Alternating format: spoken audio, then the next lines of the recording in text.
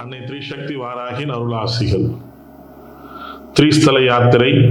இந்த யாத்திரையிலே இன்று நாம் காண விரும்புவது நவகிரக குலம்.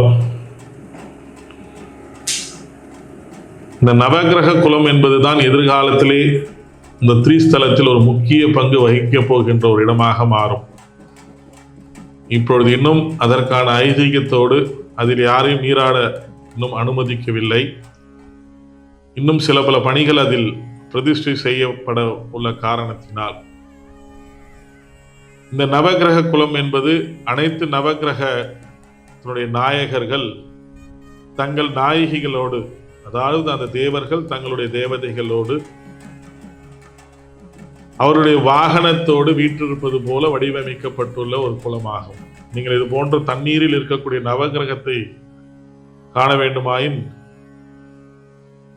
ராமேஸ்வரம் பக்கத்தில் மட்டும்தான் இது போன்ற ஒரு அமைப்பினை காண முடியும். அது கூட அனைத்தும் அந்த கடற்கரை ஓரத்திலே குழுமி இருக்கும். ஆனால் இவ்விடத்தில் முறையாக எப்படி சூரிய குடும்பத்தை எந்தெந்த கிரகங்கள் எந்தெந்த ரூபத்தில் எந்தெந்த கோணத்தில் இருந்து இந்த சூரிய குடும்பத்தை சுற்றி வருகின்றார்களோ அது போன்றது ஒரு அமைப்பிலே இந்த நவகிரக குலம் என்பது வடிவமைக்கப்பட்டுள்ளது. நவகிரக தேவர்களும் அந்த தண்ணீரால் சூழப்பட்டதாகவே இங்கே அமைக்கப்பட்டுள்ளது.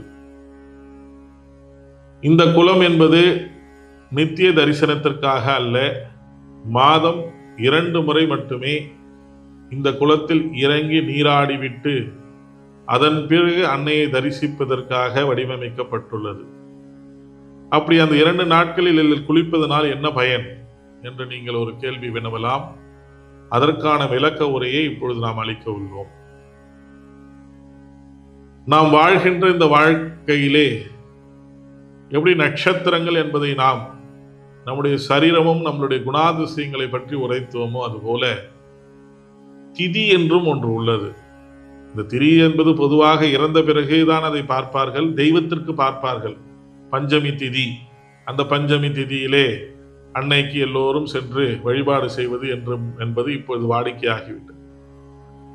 அதற்காக மற்ற திதி நாட்களிலே அன்னையை வழிபடக்கூடாதா என்று கேட்டால் அப்படி அல்ல. அந்த திதியிலே அவள் மிகவும் சக்தி பெற்றவளாக, இன்னும் சொல்ல போனால் மானிட தேகத்திற்கு, மானிடத்தினுடைய ஆத்மத்திற்கு அவளுடைய சக்தியை கிரகிக்கின்ற அந்த பாக்கியம் கிடைத்திருக்கிறது என்பதுதான் அதற்கு அர்த்தம். அப்படி இந்த திதிகளிலே 2 நாம் முக்கியமாக பாவிப்போம். ஒன்று அமாவாசை, இன்னொன்று பௌர்ணமி. மனிதனுடைய வாழ்வியல் தத்துவத்தில் இந்த 2 திதிகளும் மிக முக்கிய பங்கு வகிக்கின்றன. எம்முடைய கடந்த கால சத்சங்கங்களே நீங்கள் பார்த்தீர்களேயானால் உடலினுடைய உயிரோட்ட தத்துவம், அதாவது நம்ம உடலில் உயிர் எங்கிருக்கிறது என்று யாரையாவது கேட்டீர்களேயானால் எங்கிருக்கிறது என்று சொல்ல தயங்குவார்கள். தெரியாது. இதயத்தில் இருக்கிறது, மனதில் இருக்கிறது, மூளையில் இருக்கிறது என்றெல்லாம் சொல்வார்கள். இந்த உயிரோட்ட தத்துவத்தை மிகவும் அழகாக நேர்த்தியாக கையாண்டவர் தான் கிருஷ்ண பரமாத்மா. அந்த கிருஷ்ண பரமாத்மா அந்த உயிரோட்ட தத்துவத்தை அழகாக கையாண்டதனுடைய காரணத்தினால்தான் மகாபாரத போரையே வெல்ல முடிஞ்சது. உங்களுடைய மனதிற்கே இங்கே ஒரு கேள்வியை வைத்துவிட்டு நாம் அடுத்த நம்முடைய திரிஸ்தல பயணத்தை தொடர்வோம். மகாபாரதத்திலே 8 நாட்கள் வரை கிருஷ்ண பரமாத்மா காத்துக் கொண்டிருக்கிறார். பீஷ்மரா அந்த 8 நாட்கள் இருக்கின்ற அத்தனை சேனைகளையும் அடித்து துவம்சம் செய்கிறார். கிட்டத்தட்ட 7 முதல் 8 அக்ரோனி சேனைகளை அவர் அழித்தார் என்ற அர்த்தம். ஒரு அக்ரோனி சேனை என்பது 1,00,000 வீரர்களை உள்ளடக்கியதாகும்.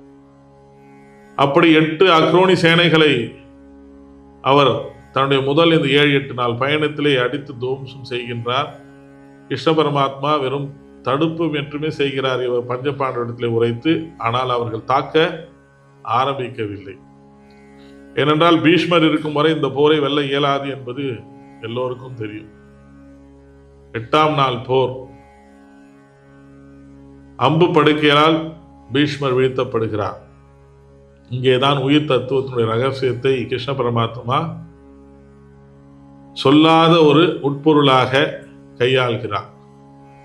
நம்முடைய உயிராகப்பட்டது ஆண்களாக இருப்பின் கட்டை விரல் நுனியிலிருந்து ஆரம்பித்து பௌர்ணமி அன்று உச்சந்தலைக்கும், பெண்களாக இருப்பின் பௌர்ணமியில் ஆரம்பித்து உச்சந்தலையில் அமாவாசைக்கும், ஒவ்வொரு இடத்தில் ஒவ்வொரு காலகட்டத்தில் அந்த உயிரோட்ட தத்துவம் நம்மை என்றும் உடல் முழுக்க வியாபித்து கொண்டே சூழ்ந்து கொண்டே அது உலாத்தி கொண்டே இருக்கிறது என்பதுதான் அவர் அங்கே உரைத்த ஒரு சூட்சம். அதனாலேயே தான் பீஷ்மரை நெஞ்சில் அம்பு எய்தி படைக்க வைத்தார். அதே கர்ணனை பார்த்தீர்களே ஆனால் கழுத்தில் அம்பை எய்தி அவரை சாய்த்தார்.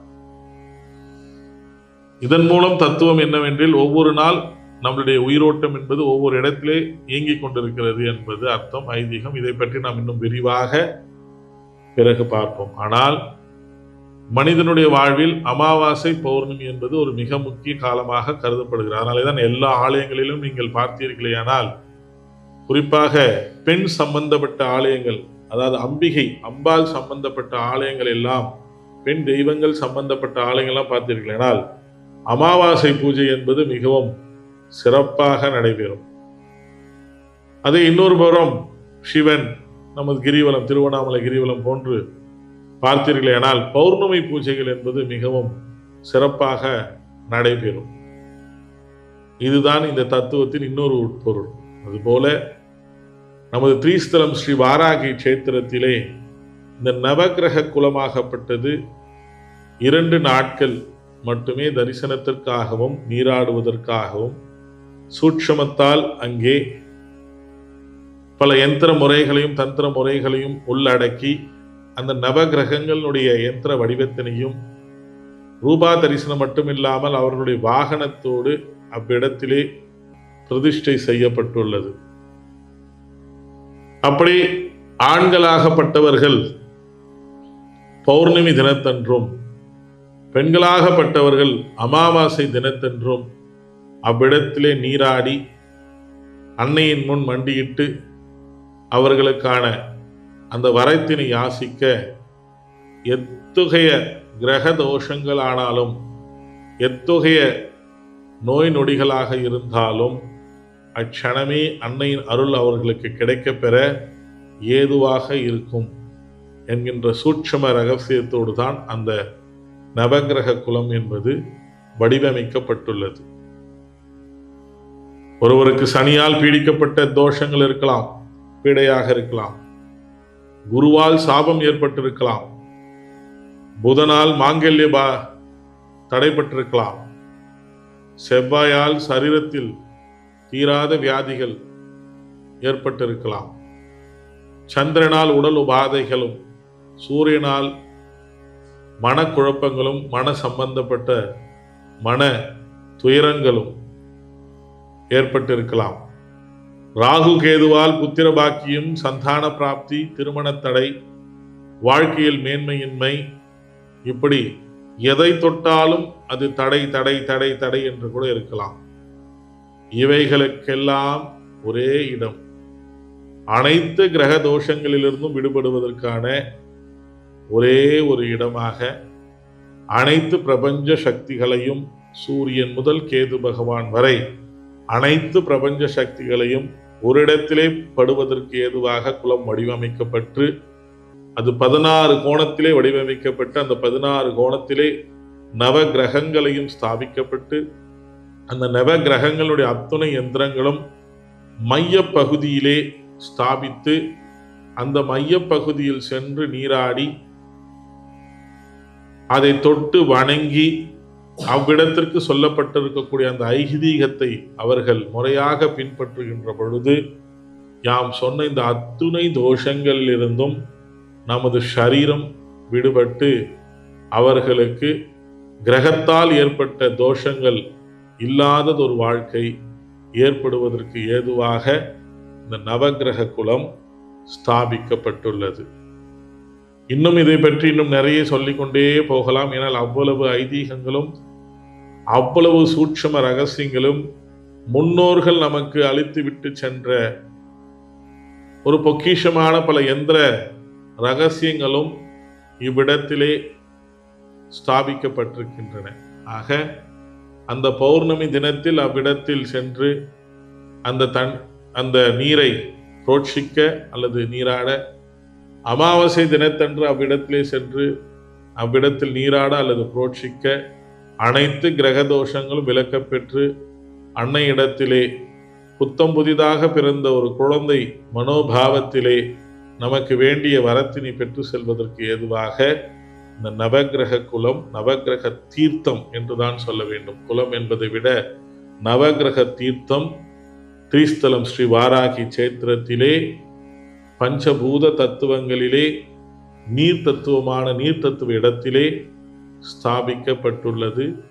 அனைவரும் வந்து இந்த நன்னாளிலே வழிபட்டு செல்ல உங்கள் கிரக தோஷங்கள் விலக்கப்பெற்று இந்த கிரக தோஷத்தால் இருக்கக்கூடிய துன்பங்கள் அனைத்தும் மானிட தேகத்திற்கு விலக்கப்பெற்று அன்னையின் அருளாசிகள் பெற்று அனைத்து வளங்களோடு வாழ்வாங்கு வாழ்ந்திட வந்து தரிசித்து செல்லுங்கள்.